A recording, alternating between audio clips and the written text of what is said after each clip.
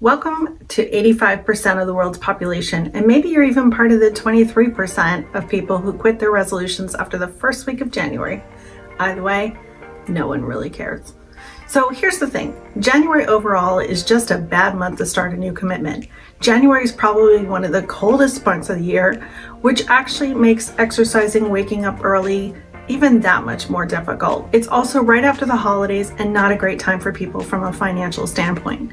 It's also a time of excess, a ton of food, alcohol, celebrating.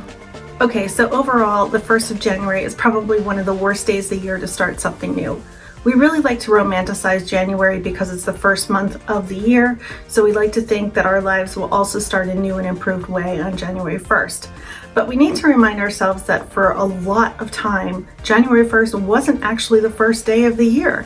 It was March 1st, the first month of spring, a time that's more pleasant to start engaging in those long walks that you see on your resolutions list. There are so many cultures that still celebrate the new year in March, so thinking of quitting a resolution or your new intentions simply because you started them in January and you're already failing at them is overall not such a good idea.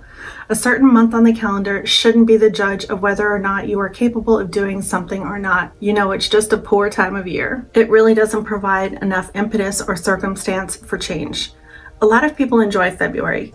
It's the new January, or March is the new movement that I think is incredibly sensible. You can look at January as the start to organizing the year ahead instead of starting in January to tackle all the habits you have on your list, but also allow yourself enough time to recover from the holidays. A lot of people have a really wonderful holiday season with their families, but a lot of people have not so great holidays. So why should we just add this burden after we went through all of that? You know, starting a new workout in January, 1 month after the most emotional times of the year, can be a really bad idea. Any failure that happens during that time will just feed on the feeling of disappointment and lack of self-worth.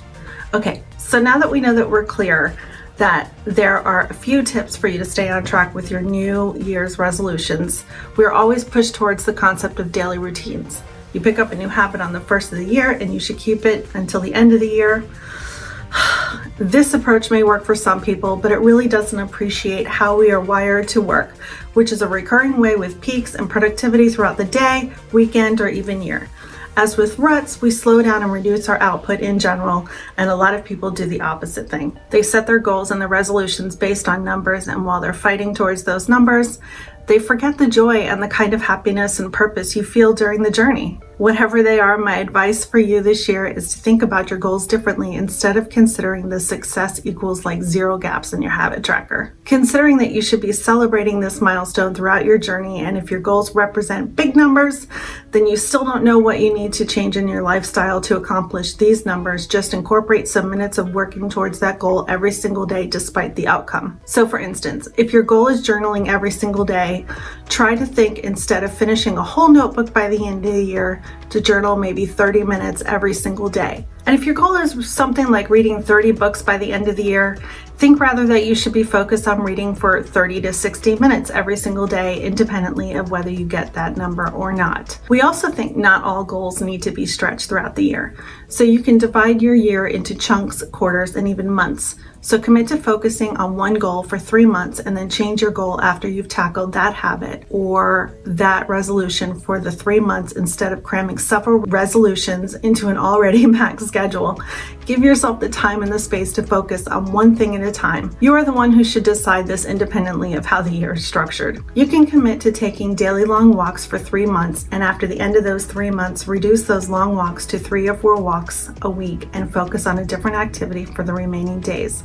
You can focus on improving your health for the first semester of the year, shift your focus towards more creative tasks, but that doesn't mean that you really abandon all of your workout routine that you built on during the first semester, but maybe you can shift that brain power to a different thing, and then you can just try to keep up with a routine that is healthy and consistent with your lifestyle.